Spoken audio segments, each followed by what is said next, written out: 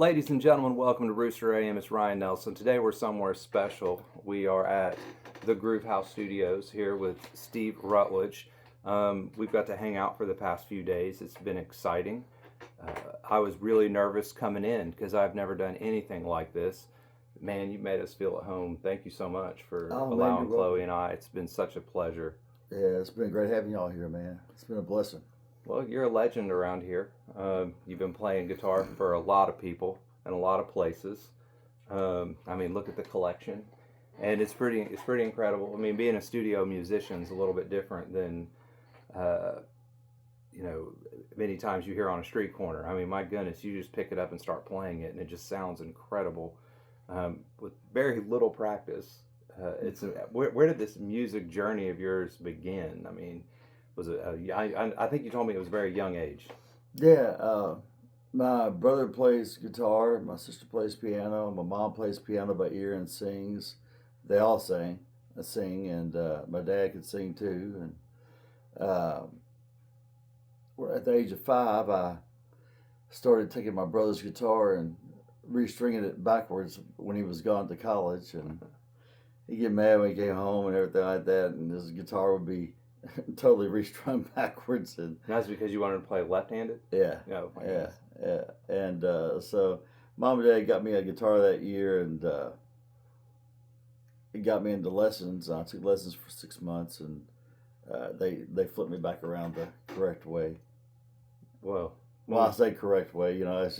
It's a lot harder to find a lot of left-handed guitars than it is right-handed guitars. Right. So you went righty. Yeah, so I went right. Well, that's probably a good thing with your elbow. Oh yeah, right. Right. Yeah. So you got when was your first live show? How old were you when you? Like with a band? Yeah. 15 years old. 15. You remember what the name of that band was? Yeah, Side Effects. What kind of music? No. That was Hostage. Hostage. Mm-hmm. What kind of music? Classic rock. Like classic or like 70s? Bryan Adams. Okay. All that kind of stuff. Journey, Cool. all that kind of stuff. Yeah. Well, today you're with you do Liquid Velvet, and you play a lot of the classic stuff. Oh yeah. There. Yeah. Man, you guys sound amazing. If you guys haven't heard it, you should Google it. I mean, your little female singer there, she's something. Tell you what, man, Brooke's got some serious pipes, bro. She can sing anything. She can. We just give her a phone book and let her sing to us. Exactly. And it'll probably sound good. It does. Yeah. I'm sure. Yeah. So when it comes to the studio and you're in here working, how many years does it take to get where you're at? I don't know, man. I mean, I moved to Nashville in '97, and I was very fortunate that I was able to hook up with a producer in Nashville, because I'd always been really interested in trying to do stuff on my own at home back in Kentucky, and I was really interested in the recording process and everything. And luckily, his name was James Waddell. He's had several Dove Awards and Grammy Awards for his mixing and everything, and he's a great guy. He kind of took me under his wing on a lot of things, and was showing me all this different stuff. And as the years went by, everything's like gotten better and better and better and better on the digital recording stuff. I still miss a lot of the analog, but of the warmth of the music, where the old records just sound like the songs were just jumping off of them when you're playing them through a receiver. Right. And stuff. Is it just kind of like you continue to learn as you go? Always. Like you never arrive. It's just no. You're always learning. You'll always find a new inventive way to do something that'll be better than the last way. That's so cool. So you expect your next album to always be better than the last one? It has to be. Just keep moving forward and keep moving forward. It has to be. So this one that we're doing should be the best one you've ever done. So far, yeah. And then the next one should be better than mine. That's right. That's correct. Yeah, it's just called building upon building. That's right. That's really cool. I'm looking forward to putting out your album too, man. What's your favorite? Enid. Enid is. I think Enid.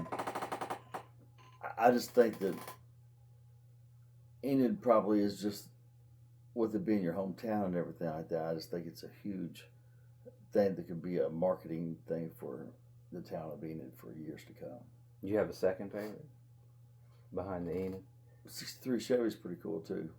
Yeah, I like that. I like what you did. You made it sound very classic.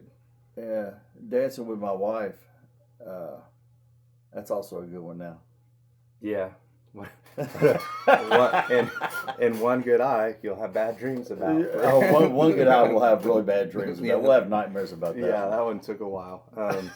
And that was probably more my fault than his. No, it's just technology. Yeah, no, it's been a really wild experience and fun, and coming in here with you, I'm gonna be real. I was not nervous. I don't think it was nervous is the word, as I just didn't know what to expect. And then I just came in and you were like, start singing. I was like, oh my gosh, here we go. And so I just started singing. Going in head first, man. Yeah. You're like, start singing, and we just did, and we cranked out how many that first, like 5 or 6? We cranked out 7 the first day. I mean, that's pretty good, isn't it? Yeah, that's great, man. We cranked out 7 vocal tracks. Like each track we did 3 vocal takes on.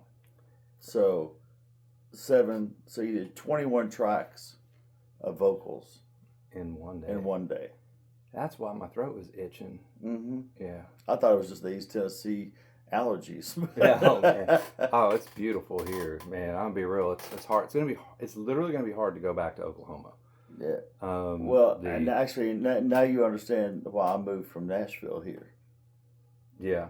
Because it's gorgeous over here, and when you got such talented musicians here. Yeah. Well, and you're getting Nashville talent to come here. Like on this one alone, the one that I'm doing, we've got some of the best musicians. The drum tracks were incredible. Yeah, Andy Hull. Yeah. Yeah. It's everything about it. Just across the board. You can do everything that you can do in Nashville right here. Yeah. And that's a great thing too with the internet. If there's somebody that I want to play on something and they have a way to record at their house, all I gotta do is send them the track over and say, hey, put me a drum track or a fiddle track or a steel track or whatever I'm doing. And boop, it's sent right back over to me. It's like, That's so cool. It saves them driving mileage and hours on traveling and everything. And they're just like, boom, right there in the room. So when you look in the mirror, I see somebody getting older. Do you see a performer, guitar player, producer? Like, what's the first thing you see? First thing I see actually is a guitarist. Because, I mean, for years I've done guitar and actually it was guitar and a lot of background vocals for major artists and like the harmony stuff. But now with Liquid Velvet, I'm actually the lead guitarist and the co-lead singer, and then Brooke Boring is the other lead singer in the band. That's cool. Lungs and larynx, voices and pipes. When I heard it, I was like, wow. I mean, she could probably sing opera.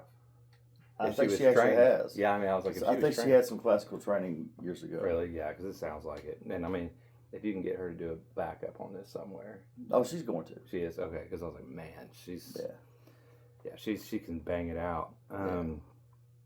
Who are some of the artists that you've got to work with or open for, or they open for you throughout the years that people might know that, I'm just doing a little name dropping right here.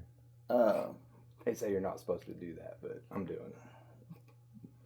Well, I was, my first professional touring was Michael English, gospel artist, on the gospel tour.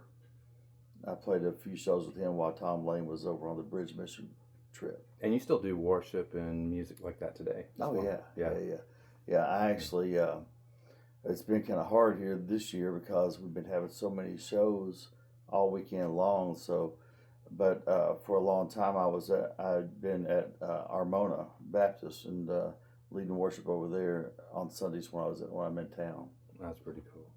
Yeah. So you get Michael English.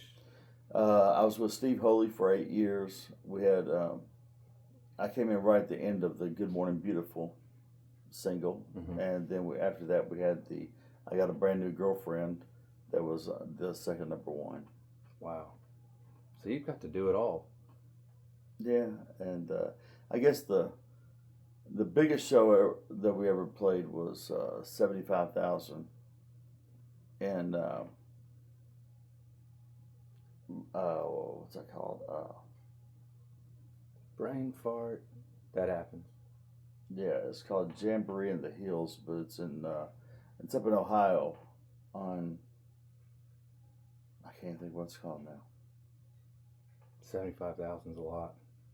Yeah, it was part of the DirecTV 101 concert channel thing that we did. Man, I think I pee myself a little bit. In front of 75,000 people. It's amazing though, because it's actually harder to play in front of a few people and keep their attention and everything like this than it is 75,000. Because at 75,000, you got a sea of people out there in front of you. And there's that energy that just automatically, when there's 5 people and you're like, man, you got to get the energy up. Yeah. I mean, I think the greatest probably environment would be like 50 to 100 around a campfire. Oh, that'd be awesome, yeah. And that's something I'm thinking about when I get back to Enid, is calling some of the just really good players. Like, I don't care fame level, just really good players. Sit around, do like a private show for like 100 people, record it, campfire, and just people just go around and play. I think it would be a really cool environment to have. I think that'd be awesome. Because there are so many great unknown artists. And I was told this once about acting. I think it was Erin Cook told me this. She's a producer and a director. She said, you know, the best actresses you've never even seen, because they just never got that. Yeah. I think I know Erin. You do? I think I do. Brown hair? She's right there. There's a picture of her right there. The middle one at the top. I believe, if I'm not mistaken, we recorded a track for a movie that they were working on. Really? Here. Here in Tennessee? Right here in my studio. They were working on it for something out in Oklahoma. They were cutting out there. Well, that would be a small world. Let us know, Aaron. I mean, that's wild. It was called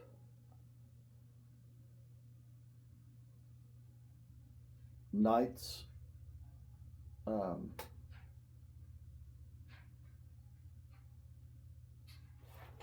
It got canned. It got canned, I think. But if I'm not mistaken, let me see something real quick. Knightsville. Knightsville. Okay. And it was about homeless people. That sounds like something she would have done. Yeah. She's got a really good heart like that. Like, everything has meaning behind what she does. She just doesn't do fun. One of the actors in the show was going to be singing this song that we recorded here at the church, I think it was. Really? That's wild. That's her right there in the middle. Yeah. Like, she just happened to pop up on the computer on the podcast page. And yeah, she was a real sweetheart. She got my wife in the movie The One, and my son, and they even threw me in the background. So it was kind of fun. That's awesome. Cool.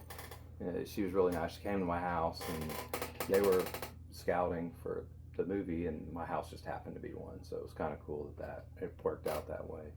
That's wild. If y'all know each other, that's like a really small world. Yeah, I'm pretty sure I talked to her.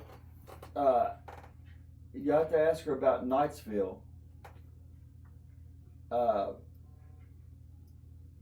There was actually a trailer even for it on YouTube. Really? Yeah. I'm gonna look. I'm gonna try to find it here for you real quick. But anyway, You might have to cut this. Oh, I can edit this out. It's fine.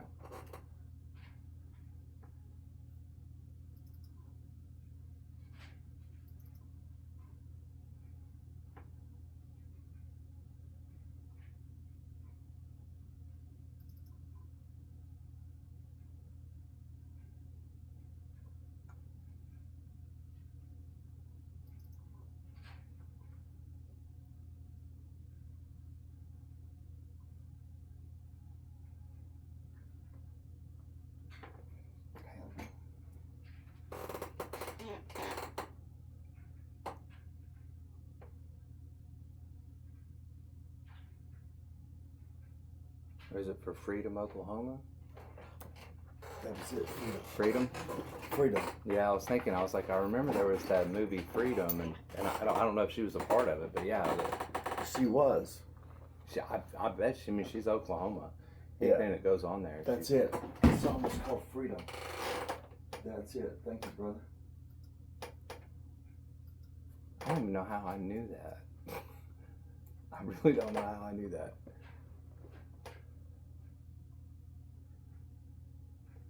Yeah, okay, because Brian was in it. That's why. Yes. Yeah, okay, Freedom, Oklahoma, and then I think they're going to do a reboot of that, but they're not going to do the movie. They're going to do a TV show. Yeah, they were going to do a documentary. Yeah, yeah. And a movie, but maybe they're just going to do a documentary now. So you can. Have you been? So is this like one of the few movies you have done, or have you done many? I did one, and also I did one of my artists from Washington State. We had 3 songs that I produced in a movie in Canada too. Wow, that's pretty neat. And that hit the theaters. That's pretty cool. Yeah. Am I right? Did you? And I could be wrong. I might have read this. Did you open for the Eagles? Yes. That's pretty freaking cool. Actually, it was I was playing for Star of the Aslan on Curb Records, and so we were playing the side stage there. So it was us. Then the stage over next to it was Trisha Yearwood, and then the big stage over here. The next one was John Fogerty and the Eagles. Man, that's really cool. Yeah. That's really, so you've got to play in some really cool places. What's the weirdest place you've ever played? I think we were talking about this earlier. There was, now people in Arkansas, don't get mad at me, okay? Because it could happen in Kentucky or Alabama or anywhere else. Just not Oklahoma. Just not Oklahoma, Yeah. That's right. Erica Joe was on a show. She won Nashville Star. Okay, there was a show that was on GAC. That was like The Voice, Right. and I was playing for Erica Joe. We went to a place out in Arkansas, and dude, I swear, I walked off the bus and I thought every one of those people were inbred. Really? I mean, it scared me to death, man. Now, what did they look like? Well, they just odd. Like odd. Like Deliverance odd? Odd. Like, yeah. Oh my goodness. Yeah. So how did you feel while you were playing in front of them? Odd. It was like, you're like, we cannot get a flat tire when we leave town. Like, The only thing I could think was squeal like a pig, you know? oh my God. Squeal like a pig. That movie, like I saw that when I was a kid and it just engraved in my brain. And I can't get it out. I can't get it out. It's so disturbing. There's 2 movies that did that. It was that one and The Exorcist. And like both of them. I've never seen that one. I advise you not to. Yeah. It will stay in your brain forever. Like Yeah. little girl crawling on the wall and stuff. You're like, oh my gosh. Well, you know, they were talking about it over in Gary, Indiana, I think it was, or somewhere like that. You know, that's I don't know if you know much about Gary, Indiana, but there's been a lot of strange things that have happened in Gary, Indiana, between murders and everything else. But I think it's Gary, Indiana, that they just had this movie that came out about a house being like, not haunted, I mean like evil, demonic stuff in this house that actually happened. Wow. And I'm like, you invite stuff like that in, man. You better watch out. Mm-hmm. I just stay away from those places. I know. I tell people, you know, after you watch a movie or go to a place like that, run to church. Run to church. Like, Don't walk, run. That's right. Run to church. Get on your knees and start praying to Jesus. That's right. Yeah. Man, it really has been. I've learned a lot just sitting in here watching you and seeing you do your magic. It's pretty wild. So I basically came up with lyrics and melodies, right? Mm-hmm. And then you sit down and you just hear them, and the next thing you know, you're like, let's put organ in. Do you just put the organ in, or do you hear it, or does it something with the tone of the melody, or the feel of the song? With the B3 that. Explain that. All right, a B3 is like a B3 Hammond organ that has a Leslie cabinet spinning, and you can go fast or slow on the, you know what I'm talking about. And but there's something about that has always just been in my brain because I love it, and I love it in a song because you get the thing spinning real hard, and you go into the chorus, and it just like sends off the chorus, like wow, you know. Because the '63 Chevy song never thought organ at all. Yeah. And then when you put it in, I was like, oh my gosh, that just changed the whole feel of the song. Yeah. And it went from this is true. This is two songs. Two songs that I have, the '63 Chevy and Dancing with My Wife and Running with Roses. Those three were the three that I was like, these are probably going to be my throwaways.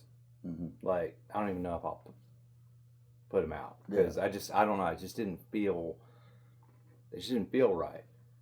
And then you got done with them, and I'm like, dang, those three are the best songs now. And all it took was you saying, sing that one in a major key, not a minor.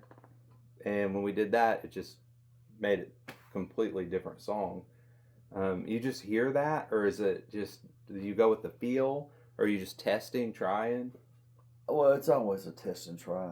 You know, you never know. You can have an idea, then put an idea in there. It's like, oh, that sounds like crap, you know. Yeah. And that happens. But every once in a while, you'll have an idea, and as long as the artist is good with it to try it, then which you were, it's like Dancing with My Wife. It was in a minor key the whole way through it. I was like, then the chorus, it needs to go to a major so everybody knows that you're happy to be dancing with your wife. You know what I'm saying?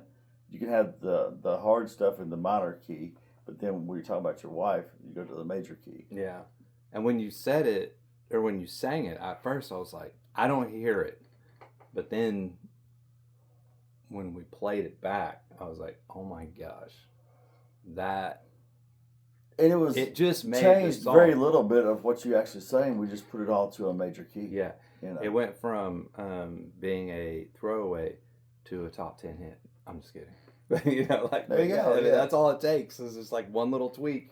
Yeah. And you did that throughout on multiple of these. And I'm like, wow, that's going to really change. And that's the beauty of getting a good producer. Like, that's just my If you find take. one, let me know. Yeah, whatever. But you get a good producer, like you hand them what you have, and then they just, I look at it kind of like cooking. And so I come in and I'm like, here's my plate of pizza, and it's pretty good. It's a pepperoni pizza. It's a plain pepperoni pizza. And then you come in and say, well, let's add this topping and that topping. Let's get rid of the thin crust. Let's go deep dish. Throw it in. Then when you heat it up and it comes out, you're like, okay, now that tastes good. It went from just the bread, pepperoni, and cheese to tasting good. And that's the producer part. Yeah. Well, it's kind of like what we always talk about. Like, if you're in a band or if you're in the studio, your bass and your drums are the foundation of the song. That would be your bread. And that's basically what I brought in. Okay. Yeah. But without that bread, you can't build anything on top of it. Yeah. So you have to have the bread, which is the drums, the sauce, which is the base on top of it, then the toppings is all the extras. Yeah. Well, you threw on some really good toppings, because I will say, when this is done, And those are all scratch. I take 25% credit for this. I mean, you did a lot. You dumped a lot on there. No. I mean, I know that you told me, you were like, the writing of the song is the lyrics and the melody. That's right. You know, you told me that. I but did. I also got to give credit's due, and man, you've done great. And I know there's even more. Like, we even have more people that are going to come in and do putting steel on it, the fiddle, all the above. Like right now, so we're still producing. So right after that, you go to mixing, and mixing is the way you explain it is you kind of EQ the voices, you make the instruments, the volume, sound. Kind of explain in a way that someone who knows nothing about music would understand that process. On the mixing part of it, first of all, you're getting your drums. So you have your kick drum, which is what they keep the pedal on. Mm-hmm. Your snare, your toms, your cymbals, they're all individually tracked, so you can adjust the levels of all them. Then you make sure that your kick drum and your bass guitar are hitting together on the kicks on the drum, and that's what makes your foundation tight. That. Boom, boom, boom, boom. Exactly. Yeah. And then bring up the acoustic guitars. Now we have a firmer foundation here. Now then we throw the electric guitars and the keyboards on top of that, and then fiddle or steel or whatever we're going to use on top of that. And then we bring the vocal, where the vocal sits right here, right in your face.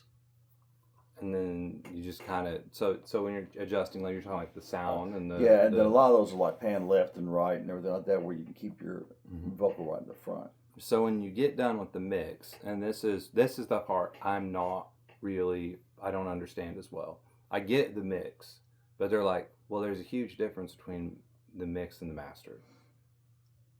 Well, there is a difference, because you're talking about additional compression, additional EQing, and everything on the whole song to make the whole song sound like it's ready for radio and not just a demo.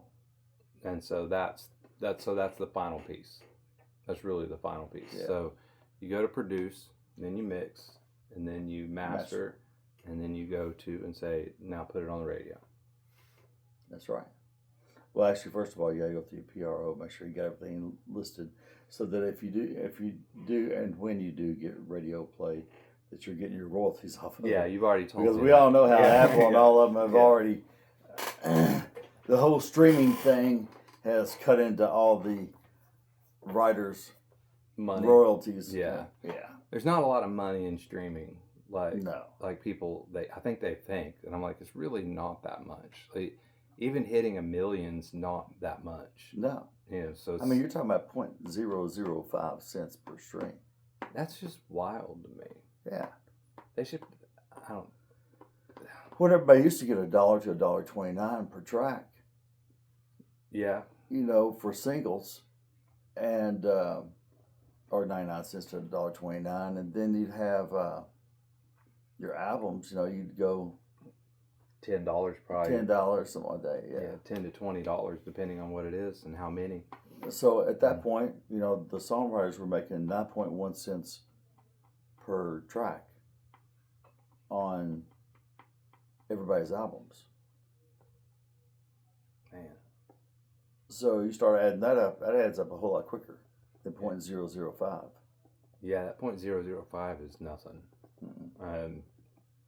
But I guess it's the avenue that people can hear it. Yeah. There's other ways to monetize. Yeah. And I guess, playing shows is probably the biggest. Playing shows, merchandise, stuff like that. Yeah. That's your biggest way of, it always has been. I mean, even in the 60s and 70s, the labels would give the artist a advancement for recording their album, and whatever they didn't use, they would have left over. But they're not going to see any more money from that album until they've already paid off all that stuff to the record label. Yeah, I'll be real. That seems real shifty to me. Yeah, well, but like you would almost think that they would want you to succeed, so that it's not such a grind. Then you're making better music. You're not feeling stressed. Yeah. I almost feel like like, if you owned a studio and you had the record label and you owned the studio, I would probably not make them pay for studio time. I would rather just take my cut and not make them have to pay it back. And that's something that I'm working on right now. Oh, so that's something you're actually doing. Because if you're poor, you don't have the money, but you have the talent. Mm-hmm. It kind of stinks because you really, there right now today, I was told, if you want to come out the gate hot in the country world, you need to have a starting base of about $1 million. At least. And I'm like, wow, that's... And you say that, and that is so true, because you're paying all these people to push your new album. Okay? Yeah.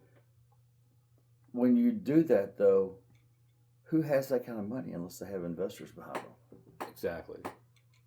And that's... So the new company that I'm starting is it's called G2G Initiative. It stands for me, it stands for Glory to God. Okay? Because He's the reason that we're able to do all this. Right. He's the one who gives the talent. He's the one who does. He gives everything. And it'll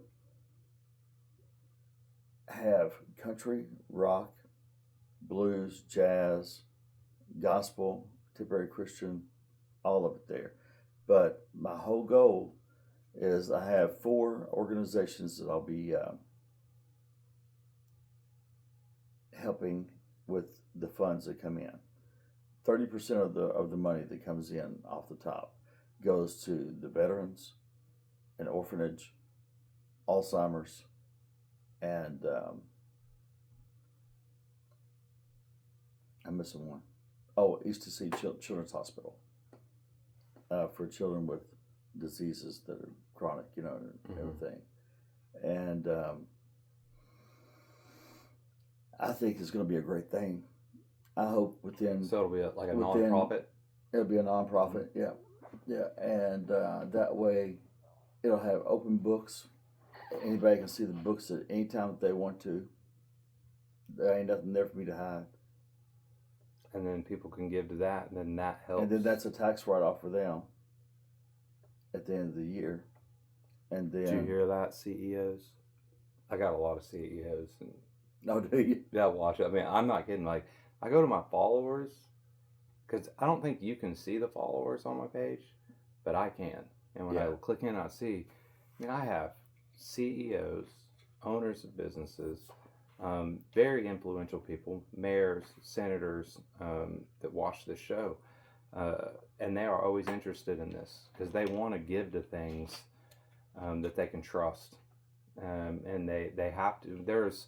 I know one lady, she has to get so much interest off of her oil that she has to give X amount of dollars to even draw a check. That's how much money they're pulling that they got to give away every year.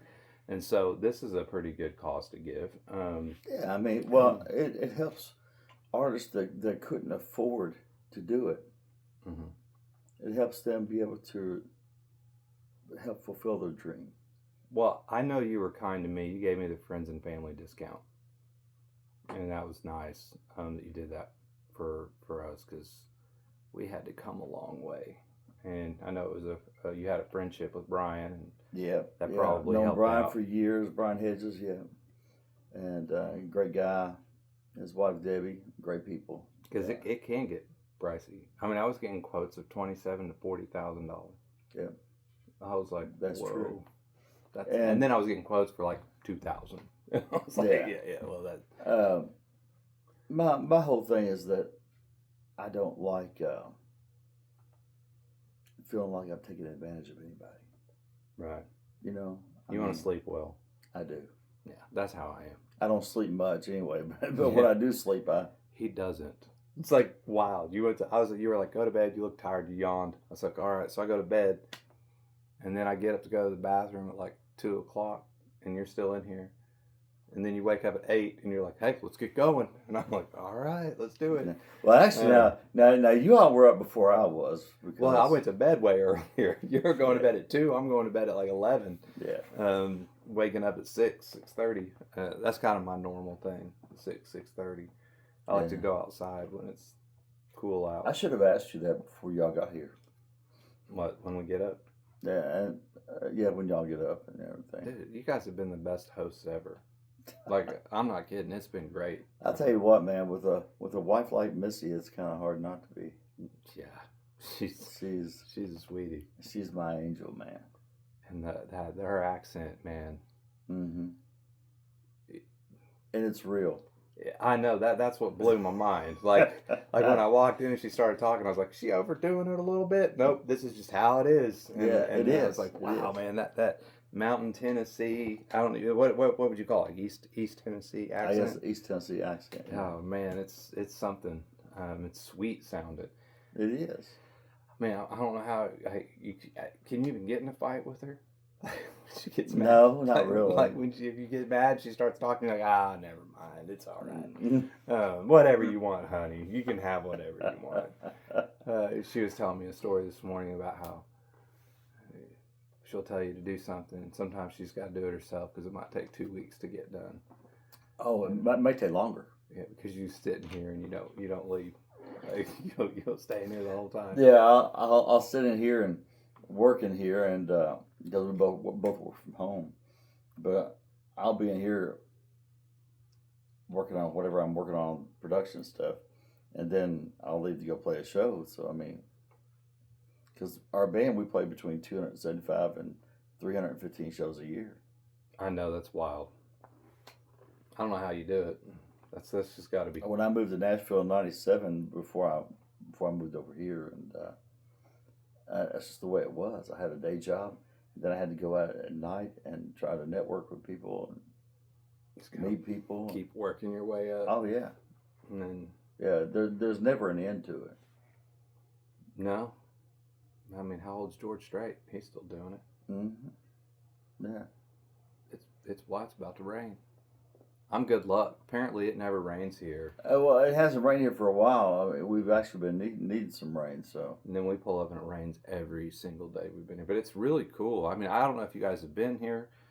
We're like up in the hills, and you walk out, and it's something that you see in pictures, but you don't really, in Oklahoma, you don't get this. To see this in real life is when you walk out and you see between two hills that mist. Oh, going yeah. across the top, and you're like... You know what that is, don't you? The fog. You're talking about the smoke. Well, they call it the Smoky Mountains. That's because Willie Nelson's up there smoking a joint. So you're just following that. But all the girls I've loved before. But it doesn't smell like skunk. It smells like pine out here. It smells wonderful. Yeah. It's a really good. I mean, it is beautiful. I don't know how you ever drive out of this place. I don't think I would ever leave. As you're driving out, you may have seen it when you drove in through the curves up here. Did you see that house when you look right through it and you see the channel of the lake down through there? Yeah. That wasn't there 10 years ago. When they cut all that out? They cut all that out. And just to have the view? People, that they sold the land right there. And they bought the land and built their house right there on that channel right there. There ain't no telling how much that's worth now. Oh, that's beautiful. Then when you go down to that little dock and you look across and you see all them homes, you're just overlooking the lake on a hill. Yeah, on a hill. Yeah, the lake is on top of a hill, and you're on top of a hill looking down into it. That's right. Yeah, it's really beautiful. But I mean, you see some of these though, like especially when you get over to the Smokies over here, you got houses that are like actually built on the side of a hill, and it's like, dude. If a hard rain comes, is that thing just going to slide down the hill? Earthquake? Earthquake, anything like that, Yeah. I mean, it's marble. I know. When you look at them. It is. It is cool, though, because I was just sitting down there, and I talk about getting away. You could sit down there with a guitar and a pen and write about anything because it's so peaceful. It is so peaceful down there. Like, this is a getaway. I think if people, really, if you want to come and make and work and create an album from scratch, this would be a place to do it. Oh, it totally is. And actually, and Nathan Caruth, who lives down in Texas, when he came up here and I recorded his album and everything, that place I was talking about down there, before that was all built and everything, he looked down that drive going down there toward that channel. He's like, man, he said, I've got to have this. He said, this has got to be the cover of my album on this one.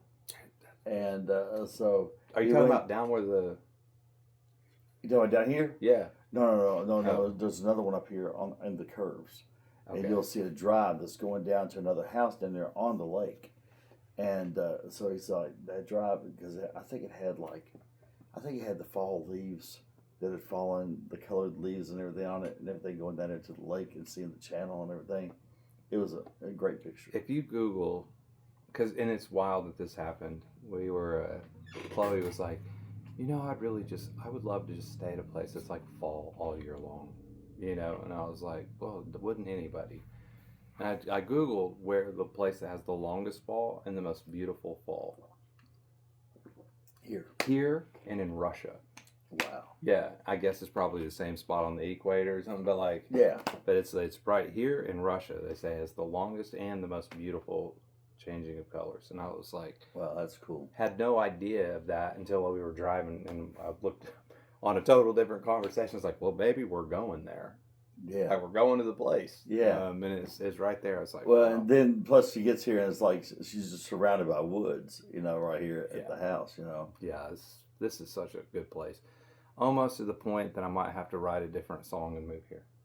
No, that would make people in Enid very mad. It would. Yeah. So I got to stay there for a little bit longer, maybe 10 more years, 15 years. But it's dude, it's been a pleasure, man. Hey, man, it's been a pleasure for you having you all here, man. We'll be coming back, I'm sure. Hopefully this does okay. Here's my expectation. I don't need to be a top 10. I just don't want to be low tier. If I can hit that little mid level. Well, Nathan, on the country Christian charts, we hit a top 10 and then 2 top 20s. I'm kind of hoping Judas might be able to be included into a Christian. Well, yeah, I mean, like, even though it's a little, you know. I think Judas could probably be country Christian, yeah. That's my hope. Yeah. Yeah, because that it was originally I was going to do it for church. Mm-hmm. But I realized it might be a little too edgy, I get, you know, like judgy, you know, the true measure of a man. You know, it's not the words he prays with folded hands. Well, I mean, the thing about it is the true measure of a man is that there's no good inside of us. The only good that comes from God. Dude, teaching the gospel right here, Rooster Inn. That's the truth right there. It is. We're all equally worthless at the foot of the cross. That's right, brother. And then, you got that right. And then when it all comes to the end, it's all about one person. It is. And that's actually the true message of life. So I guess we'll close with the true message of life. That's it. Jesus Christ. Yeah, he's the way. That's right. You can have fancy fingers that can play guitars, but God gave them to him. That's right. And you just got to give him the glory. So all the time. Thank you guys so much for being here. Thank you.